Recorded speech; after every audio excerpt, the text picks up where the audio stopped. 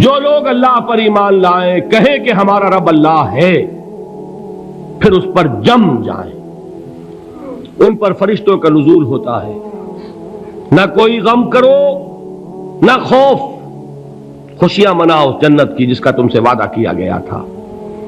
اللہ کی ربوبیت پر اطمینان جب انسان کو ہو جاتا، میرا رب اللہ ہے، ربی اللہ، انسان کے لیے نہ کوئی کھٹکا، نہ کوئی خطرہ، نہ کوئی خوف، نہ کوئی حزن۔ جو کچھ ہو رہا ہے کس کے اذن سے ہو رہا ہے؟ اللہ کے اذن سے۔ اللہ کے اذن کے بغیر پتہ تک نہیں ہلتا۔ یہ کوئی اندھا بہرا مادہ نہیں ہے جس سے مجھے کوئی خوف ہو۔ اندھا بھینسا چلا آ رہا ہو، اس سے تو ڈرنے کا ہر انسان کو ڈرنا چاہیے، نہ معلوم کس کو ٹکر مار دے۔ لیکن نہیں، اس کائنات کو چلانے والا ایک سمیع و بصیر خدا ہے، وہ جو میرا دوست ہے، میرا ولی ہے۔ اللہ ولی الذین آمنوا یخرجہم من الظلمات الی النور۔ اللہ اہل ایمان کا ولی ہے، ساتھی ہے، پشت پناہ ہے، مددگار ہے، حمایتی ہے۔ بتائیے جسے یقین ہو جائے کہ اللہ میرا مددگار، اللہ میرا محافظ، اللہ میرا پشت پناہ، اللہ میرا حمایتی، اس کے لیے کوئی خوف ہوگا؟ اس سے کوئی ڈر ہوگا؟ میں مثال دیا کرتا ہوں ایک بہت سادہ، پنجاب کے دیہات کی۔ وہ بڑا چودھری ہے اور کوئی غریب کسان ہے۔ اس غریب کسان کے جانوروں کو ہر وقت اندیشہ ہوگا چوری کا، کوئی میری بھینس کھول کر نہ لے جائے، کوئی میرا بیل کھول کر نہ لے جائے۔ لیکن جس کے بارے میں یہ سب کو معلوم ہو کہ وہ جو بڑا چودھری ہے وہ اس کا دوست ہے، اس کی بچیا کو کوئی خوف ہوگا؟ اس کی بھینس پر کوئی ہاتھ ڈالے گا؟ اسے کوئی اندیشہ ہوگا؟ نہیں۔ کیوں؟ کہ وہ بڑا چودھری، بڑا اس کا یہاں کا سردار، جاگیردار، سب کو معلوم ہے وہ میرا دوست ہے، کوئی میرے خلاف اقدام نہیں کر سکتا۔ اس دنیا میں یہ چھوٹی سی بات اگر آپ کے دلی اطمینان اور سکون کا باعث بن سکتی ہے تو ذرا تصور کیجئے۔ میں لفظ تصور استعمال کروں گا صرف اس لیے کہ اس کا ہم جس کو کہتے ہیں ادراک اور شعور کر نہیں سکتے، اگر کے ساتھ کر سکتے۔ اگر یقین ہو کہ اللہ میرا مددگار اور یقین ہو کہ اللہ ہر آن میرے ساتھ ہے، پھر کوئی خوف؟ کس کا خوف؟ کوئی شے اللہ سے بالا تر ہے؟ کوئی قوت اس سے زیادہ طاقتور ہے؟ کوئی اس کے ارادے کو بدلنے والا ہے؟ کوئی اس کی مشیت کے آڑے آنے والا ہے؟ یہی بات ہے جو حضور نے فرمائی، یہ ایمان کا حاصل ہے لب لباب،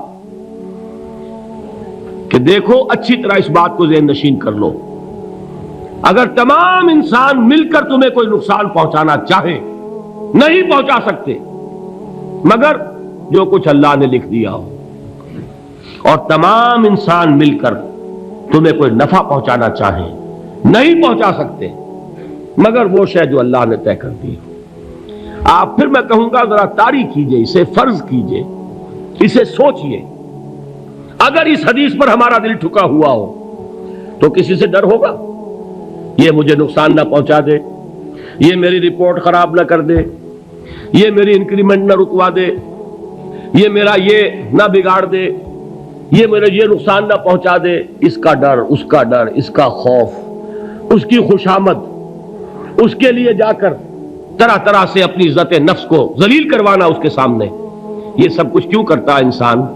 جب سمجھتا ہے کہ اس کے ہاتھ میں میرا کوئی نفع ہے، اس کے ہاتھ میں میرے لیے کوئی ضرر ہے، یہ مجھے کوئی گزن پہنچا سکتا ہے، یہ مجھے کوئی نقصان پہنچا سکتا ہے، یہ میرا کوئی کام بنا سکتا ہے، یہ میری کوئی ضرورت پوری کر سکتا ہے، اسی کا نام شرک ہے۔ جہاں آپ نے یہ سمجھا کہ غیر اللہ کے اندر کوئی طاقت موجود ہے، وہی شرک ہے۔ بتوں سے تجھ کو امید ہے، خدا سے نومیدی، مجھے بتا تو صحیح اور کافری کیا ہے؟ شرک تو یہ ہے۔ جس پر بھی تمہیں یہ خیال ہے، کلمہ ہے یہ کلمہ سوم، لا حول ولا قوت الا باللہ، ذرا اس پر دل کو کبھی اگر آپ تصور کریں، پھر فرض کریں، دل ٹھک جائے اس پر، کوئی طاقت نہیں۔ یہی بات تھی جو شیخ عبد القادر جیلانی رحمۃ اللہ علیہ نے اپنی وصیت میں اپنے بچے سے کہی. 11ویں دینے والے ہیں، لیکن حضرت شیخ عبد القادر جیلانی کی وصیت اور تعلیمات کو کتنے لوگ ہیں کہ جانتے ہو؟ یہ جن مقامات تک پہنچے ہیں وہ کس چیز کی بدولت پہنچے؟ انہوں نے جو پیغام دیا وہ کیا تھا؟ اے میرے بچے، جس طریقے سے قرآن مجید میں حضرت لقمان کی نصیحتیں جو ہے نقل کر دی گئی ہیں، میں یہ عرض کروں گا بالفرض اگر قرآن حضرت عبد القادر جیلانی کے بعد نازل ہوا ہوتا تو شیخ عبد القادر کی یہ نصیحتیں بھی قرآن میں درج ہوتی. اتنی اونچی نصیحتیں ہیں. اے میرے بچے، اس حقیقت کو ذہن نشین کر لے، لا فاعل فی الحقیقت ولا مؤثر الا اللہ. اس کائنات میں نہ کوئی فاعل حقیقی ہے نہ مؤثر حقیقی ہے سوائے اللہ کے. کسی شے میں کوئی تاثیر نہیں اگر اللہ نہ چاہے. آگ جلا نہیں سکتی اگر اللہ نہ چاہے. پانی ڈبو نہیں سکتا اگر اللہ نہ چاہے. زہر ہلاک نہیں کر سکتا اگر اللہ نہ چاہے. کوئی چیز فائدہ نہیں پہنچا سکتی اگر اللہ نہ چاہے. تو در در پہ کیوں سر جھکاتے ہو؟ در در پر کیوں جبیں سائی کرتے ہو؟ سب کے سامنے کیوں ہاتھ پھیلاتے ہو؟ ایک اللہ سے مانگو، ایک اللہ کے سامنے زمین پر اپنی جبین رکھو. لا فاعل فی الحقیقت ولا مؤثر الا اللہ. نظر آتا ہے ہمیں کہ پانی پیاس بجھا دیتا ہے. پیاس بجھانے کی صلاحیت پانی میں نہیں ہے، اللہ کے اذن سے. کھانا بھوک مٹا دیتا ہے. بھوک مٹانے کی صلاحیت کھانے میں نہیں ہے، اذن رب میں ہے. دیکھیے یہی یقین تھا. حضرت موسیٰ علیہ السلام کا واقعہ یاد کیجئے. سامنے سمندر آ گیا ہے، قوم دیکھتی ہے پیچھے کہ گرد و غبار کا طوفان ہے. معلوم ہوا کہ فرعون اپنے لشکر سمیت آ گیا ہے. لشکر جب چلتا تھا تیز رفتاری کے ساتھ تو گرد و غبار کا جو طوفان اٹھتا تھا اس کا تصور کیجیے. اور لمحہ بلمحہ وہ قریب آ رہا ہے. پوری قوم نے کیا کہا؟ اے موسیٰ انا لمدرکون، اے موسیٰ ہم تو پکڑے گئے. قرآن مجید نے تو یہاں وہ باتیں نہیں لکھی ہیں، لیکن تورات میں یہ درج ہے کہ بنی اسرائیل جھگڑنے لگے، دست و گریبان ہو گئے موسیٰ کے ساتھ. موسیٰ ہمیں یہاں مروایا لا کر، اس سے تو ہم ہی بہتر تھے. وہاں کھانے کو ملتا تھا، زندگی تو تھی، بیگار ہم کر رہے تھے، موت تو نہیں تھی. اب جو کچھ ہوگا اس کا تصور کرو، جس طریقے سے ہمارے ٹکڑے اڑائے جائیں گے. تو لڑ رہے ہیں حضرت موسیٰ علیہ السلام سے. یہ تورات کی تفصیل ہے. قرآن میں صرف اتنا آیا ہے، پریشان ہو کر انہوں نے کہا انا لمدرکون، موسیٰ ہم تو پکڑے گئے. اس وقت موسیٰ کا جواب کیا ہے؟ کلا ان معی ربی سیہدین. نہیں، میرے ساتھ میرا رب ہے، وہ راستہ دے گا. بتائیے کہاں راستہ نظر آ رہا ہے؟ یہ ہے ایمان بالغیب. راستہ نظر نہ آئے تب اللہ پر یقین ایمان ہے. جیب میں پیسے ہوں اور تب دل کو اطمینان ہے تو ایمان کس پر ہوا؟ پیسے پر، اللہ پر نہیں. جب وسائل و ذرائع نہ ہو اور پھر یقین ہو کہ اللہ مسبب الاسباب ہے، وہ اسباب کا پابند نہیں ہے، وہ اسباب کا محتاج نہیں ہے، اسباب اس کے محتاج ہے. اگر یہ یقین ہے تو اللہ پر ایمان ہے. یہ نہیں ہے تو تمہارا ایمان اسباب پر ہے، وسائل پر ہے، ذرائع پر ہے، مادیات پر ہے، اللہ پر نہیں. اس وقت کہاں راستہ تھا؟ کوئی راستہ تھا؟ سمندر ہے اور ادھر سے لشکر آ گیا ہے. کلا ان معی ربی سیہدین. اب دیکھیے ایمان کہہ دینا آسان ہے، ہوا معکم اینما کنتم، جہاں کہیں بھی تم ہوتے ہو اللہ تمہارے ساتھ ہوتا ہے. لیکن اس کا یقین قائم ہو جائے تو زمین و آسمان کا فرق واقع ہو جائے. یہی بات ہوئی حضور کے ساتھ. غار ہے، چھپے ہوئے ہیں محمد الرسول اللہ اور آپ کے وہ یار غار ابو بکر صدیق رضی اللہ تعالی عنہ. اقبال نے حضرت ابو بکر کی شان میں چند اشعار کہے صرف، لیکن واقعہ یہ ہے کہ بھاری بھاری نظموں پر اور قصیدوں پر بھاری ہے. طویل ترین نظمیں اور قصیدے ہوں ان پر بھاری ہے. ہمت ابو بکر کی ہمت جو ہے کشت ملت را چو ابر، جیسے بارش سے کھیتی اپجتی ہے، ابو بکر کی ہمت اور عزیمت اس امت کو اسی طرح سینچنے والی ہے۔ ثانی اسلام و غار و بدر و قبر، وہ دوسرے تھے اسلام میں، دوسرے پہلے کون تھے؟ انا اول المومنین، حضور فرماتے ہیں سب سے پہلا ایمان لانے والا میں، دوسرے ابو بکر۔ ویسے ہمارے ہاں یہ چلتا ہے اختلاف، حضرت علی پہلے ہیں کہ حضرت ابو بکر پہلے ہیں، لیکن اس میں بڑی خوبصورت تطبیق قائم کی ہے علماء نے، اور بہت صحیح ہے۔ چار کے بارے میں فیصلہ ہی مت کرو کہ کون پہلے ہے، ان کی ایک عجیب تقسیم کر دی ہے۔ آزاد مردوں میں، بالغ مردوں میں سب سے پہلے ابو بکر، بچوں میں سب سے پہلے علی، خواتین میں سب سے پہلے خدیجہ، اور غلاموں میں سب سے پہلے زید ابن حارثہ۔ بڑی پیاری تقسیم ہے، یہ چاروں ہی پہلے ہیں، ہر ایک کے لیے اولیت ہے۔ اور واقعہ یہ ہے کہ اگر زمانی اعتبار سے تعین ہوگا تو پہلے خدیجۃ الکبریٰ آئیں گی رضی اللہ تعالی عنہ، کسی اور سے بات کرنے کی نوبت بعد میں آ سکتی ہے، پہلے تو اہلیہ محترمہ سے بات ہوئی، آتے ہی پہلی وحی ہوئی ہے، ابھی تبلیغ کا حکم نہیں تھا، کس کو بتایا واقعہ؟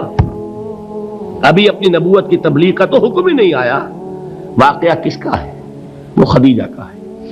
جب کہا ہے کہ خشیت علی نفسی، مجھے اپنی جان کا اندیشہ ہے، تو کیا جواب دیا خدیجہ نے رضی اللہ تعالی عنہا؟ وہ صدیقۃ الکبریٰ ہے، صدیقات جو ہے خواتین ان میں چوٹی پر خدیجۃ الکبریٰ ہے رضی اللہ تعالی عنہا، اور صدیق جو مرد ہیں ان میں صدیق اکبر ہے ابو بکر صدیق رضی اللہ تعالی عنہ، لیکن صدیقات میں چوٹی پر۔ جب حضور نے فرمایا خشیت علی نفسی، کیا فرمایا، کیا عرض کیا، کیسے تسلی دی؟ نہیں نہیں، اللہ آپ کو ضائع نہیں کرے گا، آپ غریبوں کے ہمدرد ہیں، آپ مساکین کے تکالیف رفع کرنے والے ہیں، آپ بیواؤں کی سرپرستی کرتے ہیں، آپ مسافروں کی خدمت کرتے ہیں، اللہ آپ کو ضائع نہیں کرے گا۔ یہ یقین ہے اس خاتون کے اندر۔ خیر وہ ایک علیحدہ بات ہو جائے گی۔ میرے دل پر حضرت خدیجہ رضی اللہ تعالیٰ عنہ کی شخصیت کا بڑا گہرا نقش ہے، جو وہ کوئی اور ہی وقت اور موقع ہوا تو بیان ہوگا۔ بہرحال اقبال نے ایک مصرے میں جو چار اولیتیں جمع کر دی ہیں، ہمت او کشت امت را چو ابر، ثانی اسلام و غار و بدر و قبر۔ اسلام میں حضور کے بعد پہلے کون؟ ابو بکر۔ غار میں حضور کے ساتھ کون؟ ابو بکر۔ بدر کی رات اللہ کا رسول سربسجود وہ جھاڑ، وہ گھاس پھوس کی جو جھوپڑی بنائی گئی تھی، اور وہاں تلوار ننگی لے کر پہرا دینے والا کون؟ ابو بکر۔ اور اس حجرہ عائشہ میں محمد کے بعد سب سے پہلے دفن ہونے والا کون؟ ابو بکر رضی اللہ تعالی عنہ وصلی اللہ علیہ وسلم۔ وہ جو معاملہ میں سنا رہا تھا غار ثور کا، حضرت ابو بکر بھی حضور کے خیال سے لرز گئے ہیں۔